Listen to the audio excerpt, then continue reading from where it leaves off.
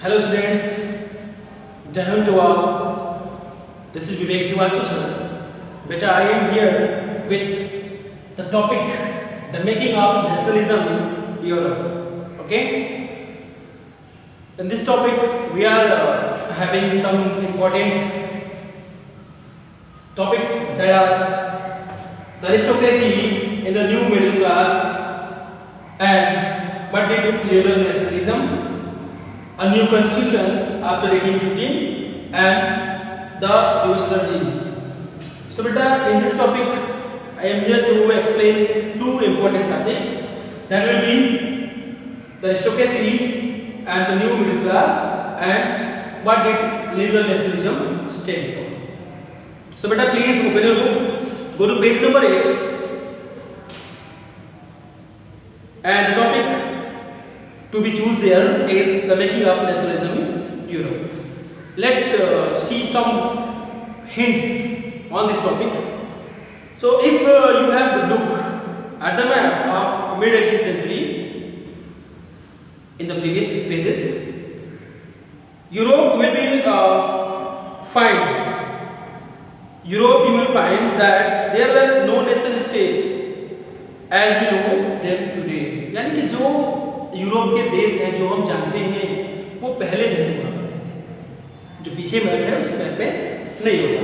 What we know today as Germany, जिसे हम Germany, Italy, Switzerland जानते हैं, they were divided into kingdoms, duchies and cantons whose rulers had their autonomous territories, जिनके राजाओं के पास जो है ये टेरिटरीज थी. Eastern and Central Europe were under autocratic monarchies within the territories of which lived diverse people. देखिए बोल रहे कि ईस्टर्न एंड सेंट्रल यूरोप, जो ईस्टर्न पूर्वी और सेंट्रल यानी केंद्र वाला जो यूरोप है, अंडर द ऑटोक्रेटिक मोनार्चीज, ये मोनार्चीज के अंतर्गत था, यानी कि परंपरागत जो ट्रेडिशनल चीजें चली आ रही है पुराने दिनों से, राजा का लड़का राजा बनेगा, इट मींस राजतंत्र, ठीक है, उसके अंतर्गत था. They did not see themselves as sharing a collective identity और ए कॉमन कल्चर. ये उनके साथ जो है वो एक कलेक्टिव आइडेंटिटी नहीं थी, ठीक है. They did not see themselves as a sharing of collective identity और ए कॉमन कल्चर. ना उनके पास एक कॉमन कल्चर था, वो एक ग्रुप में, पार्ट में डिवाइडेड थे, सबके अलग अलग कल्चर, सबके अलग अलग traditions. Okay, often they even spoke different language and belong to a different ethnic groups.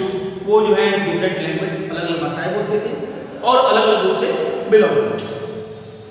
The Habsburg empire that ruled over Austria Hungary, जो हैब्सबर्ग का साम्राज्य था जिन्होंने कि ऑस्ट्रिया और हंगरी के ऊपर अपना शासन जमाया.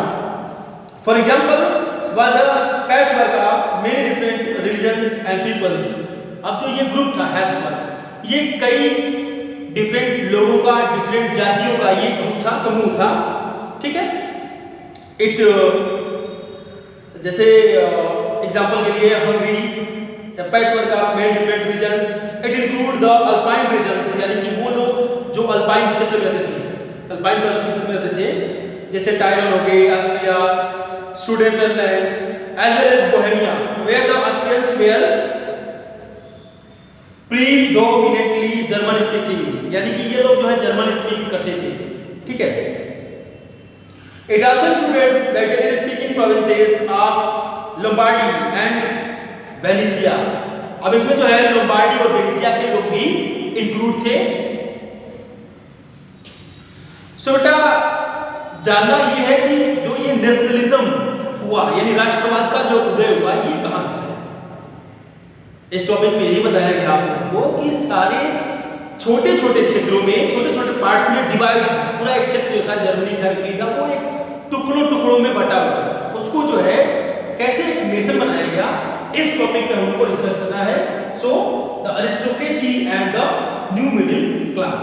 Okay, see from the book. Socially and politically, a landed aristocracy was dominant class on the continent. देखिए सोशली कहा जाए या पॉलिटिकली कहा जाए, यानी सामाजिक रूप से या राजनीतिक रूप से, ठीक है। जो अरिस्टोक्रेसी है ये डोमिनेंट क्लास है ऑन द कॉन्टिनेंट, यानी कि डोमिनेट करना मतलब महत्व रखना, पकड़ रखना, कब्जा रखना, ठीक है। या डोमिनेंट क्लास मतलब जो चाहे वो करवा दे, इसको dominant. The members of this class were united by a common way of life that cut across a regional divisions। देखिए बोला कि the members of this class, इस क्लास के जो मेंबर जो लोग हैं, united by a common way of life, सबका एक कॉमन वे ऑफ लाइफ है, यानी एक समान जीवन जीने का जो तरीका है। that cut across regional divisions, जो कि कट अक्रॉस रीजनल डिवीजन से बढ़ के ऊपर होता है। They owned estates in the countryside and also town houses। उनका जो क्षेत्र है वो कंट्रीसाइड देहात है और टाउन हाउसेज यानी शहरों तक भी है। Okay, they spoke French for purpose of diplomacy and high society, और उनकी जो लैंग्वेज है वो फ्रेंच है। Their families were often connected by ties of marriage, और उनके जो परिवार हैं वो भी टाइज यानी संधियां यानी शादी के संधियों से वो बने हुए। This powerful aristocracy was, however, numerically a small group। चूंकि यह एक छोटा सा ग्रुप था, the majority of population was made up of the peasantry। ठीक है, जो मेजॉरिटी है यहाँ पे, जो अधिकतर लोग हैं वो किसान, खेती करके अपना जीवन यापन करते हैं। To the west, the bulk of land was found by tenants and small owners, while the eastern and central Europe, the pattern of landholding was characterized by the vast estate which was cultivated by servants। देखिए है क्या, जो west side के लोग हैं, ठीक है, वो बल्क ऑफ लैंड्स, जो ये यहाँ के जो लोग हैं उनके पास स्मॉल ओनर्स यानी छोटे छोटे टुकड़ों में उनके पास जमीनें हैं, और अदर साइड में वाइल ईस्टर्न साइड, ईस्टर्न में जब जाएंगे तो वहाँ के जो लोग हैं वो लैंड होल्डिंग यानी उनके पास जमीन है वो ज्यादा है, ठीक है, और उनके पास जो है कल्टीवेट करने का जो शर्त वो भी अधिक मात्रा में उपलब्ध है, यानी खेती और उपज उनकी ज्यादा है। So better come to the second place। In western part of Central Europe, the growth of industrial productions, यानी कि जो वेस्टर्न पार्ट है, पश्चिमी भाग है सेंट्रल यूरोप का, वहां पे जो प्रोडक्शन है एंड ट्रेड, और जो ट्रेड है व्यापार है, meant the growth of towns and emergence of colonial classes, यानी वहां पे जो है टाउन्स का निर्माण करना और कॉलोनीज का निर्माण करना, ये मुख्य रूप से वहां पे देखा गया। Based on production for the market, और जिनका काम क्या था वो प्रोडक्शन उपलब्ध करना यानी उपज बढ़ाना, किसी के लिए मार्केटिंग करने के लिए, व्यापार के लिए। Industrialisation began in England in the second half of the 18th century, यानी 18th सेंचुरी के सेकेंड हाफ में, इट मींस 18th सेंचुरी का सेकेंड हाफ यानी कि 1750 के बाद, 1750 के बाद का जो हाफ है सेकेंड हाफ, ठीक है। But in France the part of German states is occurred only during the 19th century, यानी कि इंग्लैंड में जो क्रांति हुई वो क्रांति 1750 के बाद यानी 18th सेंचुरी के सेकेंड हाफ में हो गई, बट फ्रांस में ये चीजें 19th सेंचुरी में हुई, ठीक है। नेक्स्ट टॉपिक जो है इसमें बेटा, it was among the educational liberal middle classes. अब ये जो विद्रोह था, रिवॉल्यूशन था, आंदोलन था, ये किसके लिए था? ये है एजुकेटेड यानी पढ़े लिखे लोगों के लिए, और लिबरल मिडिल क्लासेस यानी कि वो लोग जो मिडिल क्लास से बिलोंग करते थे उनके लिए। समस्याएं कभी भी किसको होता है, या तो वो बहुत अमीर हो या बहुत गरीब हो, उनको कोई समस्या नहीं होती है। एग्जाम्पल के लिए अगर आप उस क्लास में कोई बच्चा पढ़ने में बहुत तेज है तो उसे इस इस्लाम धर्म का कोई असर नहीं है, और कोई पढ़ने में एकदम डल है उसे भी इस्लाम धर्म से कोई फर्क नहीं पड़ेगा। चिंतित कौन होता है?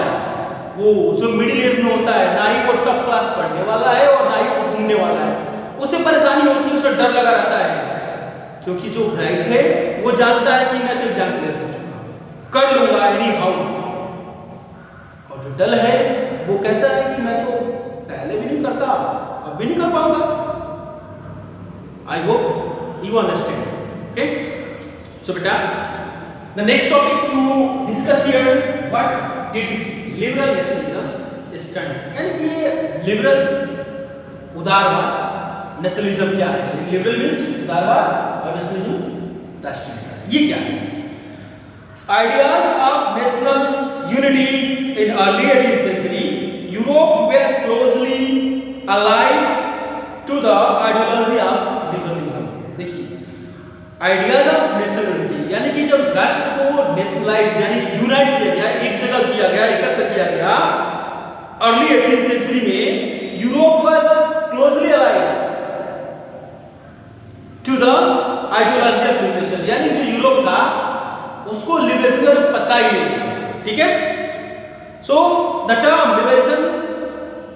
Liberalism derives from the Latin root liber, जो ये वर्ड है लिबरलिज्म, तो ये जो है लिबर शब्द से बना हुआ है। ठीक है, मीनिंग फ्री, लिबर मीन्स क्या होता है? फ्री होना, स्वतंत्र होना। For the new middle classes liberalism stood for freedom for the individual and equal to all before the law. देखिए, बोल रहा है कि जो मिडिल क्लास के लोग थे उनके लिए जो ये फ्रीडम है और इंडिविजुअल इक्वलिटी है, ये दोनों एक बराबर थी। उनको जो है कानून के सामने ये दोनों चीजें एक बराबर होनी चाहिए थी कि हम स्वतंत्र भी रहें और जो चाहे वो हम कर सकें। Politically, it emphasized the concept of government by constituent। ये राजनीतिक रूप में इसका ये मतलब हुआ कि जो सरकार है एक कॉन्सिक्वेंट है, ठीक है, यानी कि ये हमारे लिए लिबरल हो, हमारे हिसाब से जैसा हम चाहते हैं वैसा ही सरकार चले। Since the French Revolution, liberalism had stood for the end of autocracy and clerical privilege। देखिए, रिवॉल्यूशन जो शुरू हुआ उसमें जो ऑटोक्रेसी था या क्लेरिकल प्रिविलेज था, यानी जो चीजें उनको पुश्तैनी मिल रही थी, ठीक है, शुरू से मिल रही थी, वो चीजें वो खत्म होने लगी। A constitution and representative government through parliament. 19th century liberalism also stressed the immunity of private property। मैंने आप लोगों को लास्ट वीडियो में बताया था कि फ्रांस में ऐसा संविधान बना जिसके हिसाब से जो लोग वहां की भाषा को बोलते थे उनको ही नौकरी दी गई, चाहे वो क्लिनिकल इंस्टीट्यूट हो, चाहे किसी स्कूल में नौकरी, यूनिवर्सिटीज में हो। तो वही चीज यहाँ पे बेटा कि जो क्लरिकल प्रिविलेज यानी जो उनको चीजें मिल रही थी पहले से, चलो हम इस काम कर सकते हैं, वो भी उनके लिए बंद हो गया। Yet equality before the law did not necessarily stand for universal suffrage। देखिए, यूनिवर्सल सफ्रेज ये वोट करने का अधिकार है, इक्वलिटी बिफोर द लॉ यानी वोट करने का जो अधिकार सबको एक समान मिलना चाहिए, डिड नॉट नेसेसरली जरूरी नहीं था। ठीक है, you will recall that the revolutionary France which marked the first political empire to liberal democracy। देखिए, you will recall that यानी हम लोग दोबारा इस चीज को जान सकते हैं, क्या चीज है?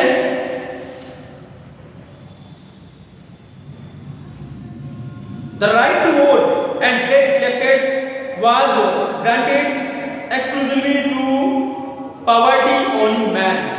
यानी जो वोट करने का अधिकार था वो गरीबी रेखा से नीचे के लोगों के लिए नहीं था।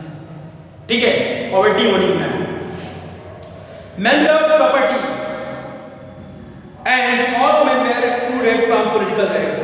जो लोग जिनके पास धन नहीं था, प्रॉपर्टी नहीं थी, चाहे वो महिला हो या पुरुष हो, उनको वोट के अधिकार से वंचित रखा गया, दूर रखा गया। Only for a brief period under the Jacobins did all adults males enjoy suffrage? देखिए ऐसा जो है जैकोबिन्स के जब क्लब में बैठ के मीटिंग्स हुआ करते थे तो उनके बाद से ये चीजें यूनिवर्सल कर दी गई, यानी सब लोग वोट देने के अधिकार थे, यानी कि ओनली उनके आने के बाद, उससे पहले चीजें नहीं थी। However, the Napoleonic Code went back to limited suffrage। जो नेपोलियन कोड था वो लिमिटेड सफरेज के साथ हो गया and reduced women to the statute of minor subject to authority of fathers and husband। देखिए अब ये माइनर्स जिनकी एज लिमिटेड, जो एज करने की वोट थी, वो वोट करने की एज थी, उससे नीचे उनको माइनर बोला गया, या हस्बैंड्स को जो है रिड्यूस किया गया, वुमेन को बोला गया कि नहीं आप भी ऑथराइज नहीं हो। ठीक है, किसको वोट देकर क्या हुआ? केवल हस्बैंड्स को, ठीक है, और केवल फादर्स, जो लोग फादर थे, जो लोग हस्बैंड थे, उनको वोट करने का अधिकार। Throughout the 19th and early 20th century, women and non-property men organized opposition movements demanding equal political rights. Throughout the 19th century, यानी कि जो है 19th और 20th सेंचुरी के शुरुआत में, 19th के एंड में और 20th सेंचुरी की शुरुआत में जो महिलाएं थी और वो लोग जिनको जो है वोट करने का अधिकार नहीं था, उन लोगों ने इक्वल राइट्स के लिए डिमांड किया, मांग किया कि हमें भी ये वोट करने का अधिकार चाहिए। In the economic sphere, liberalism stood for the freedom of market and abolition of state impose restrictions on the movement of goods and capital.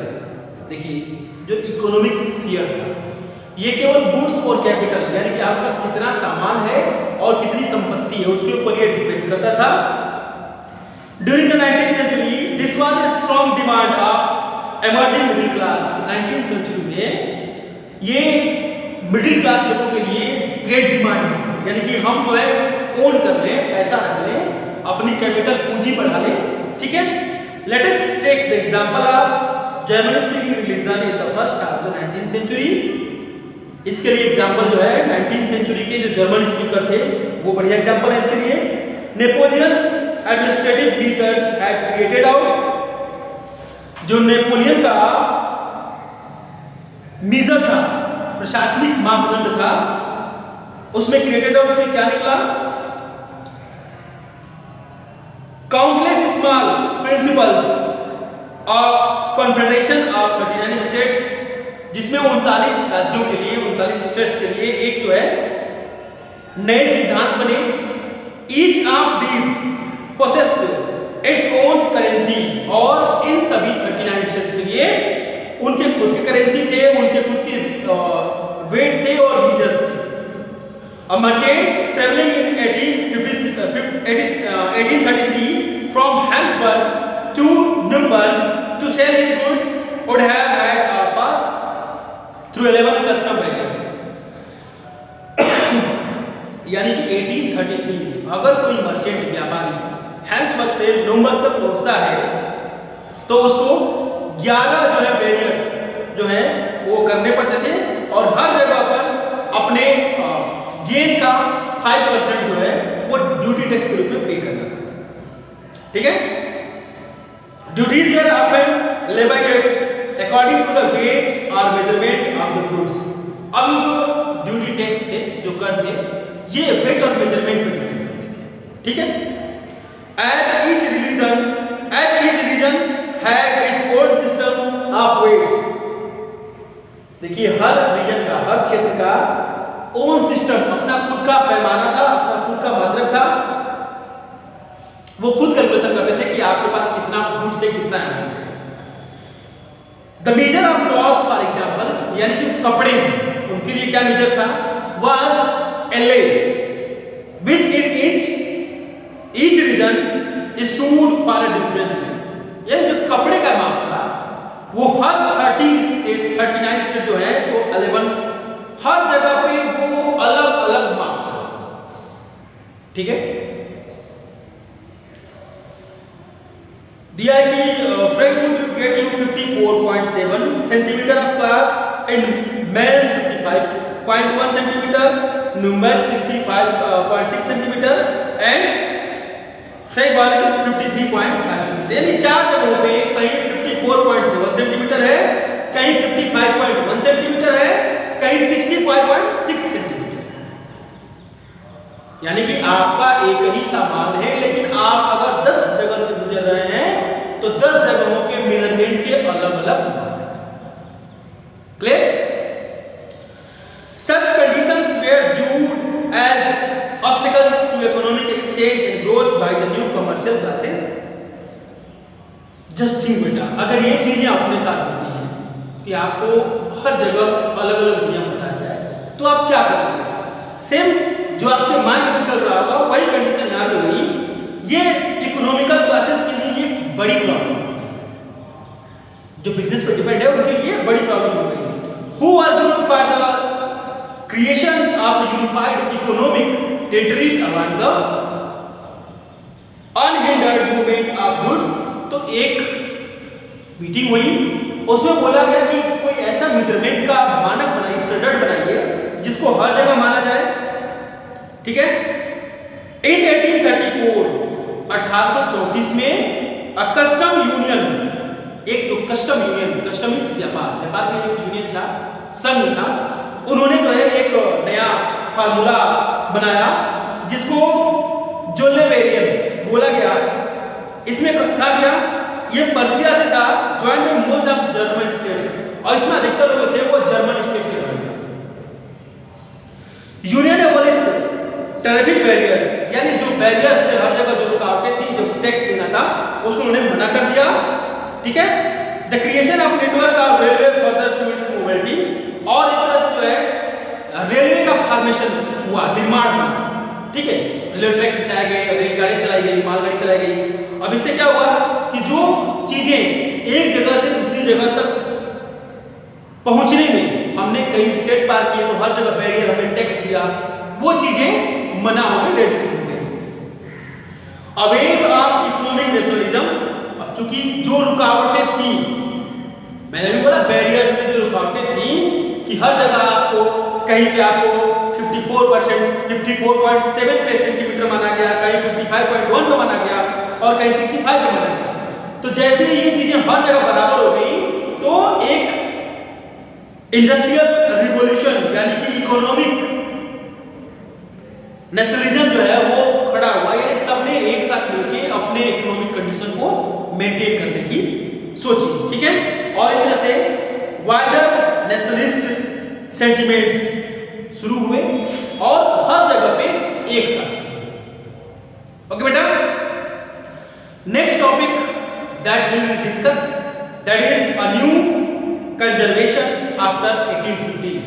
यानी कि जो है नया जो कंजर्वेशन हुआ, बचाव का कार्य शुरू हुआ या बदलाव हुआ 1850 के बाद, इसको हम लोग नेक्स्ट वीडियो में देखेंगे। So students, I think you are enjoyed this video. Wait for the next video. I will be with you tomorrow. That's all for today. Thanks for watching the video. Have a nice day.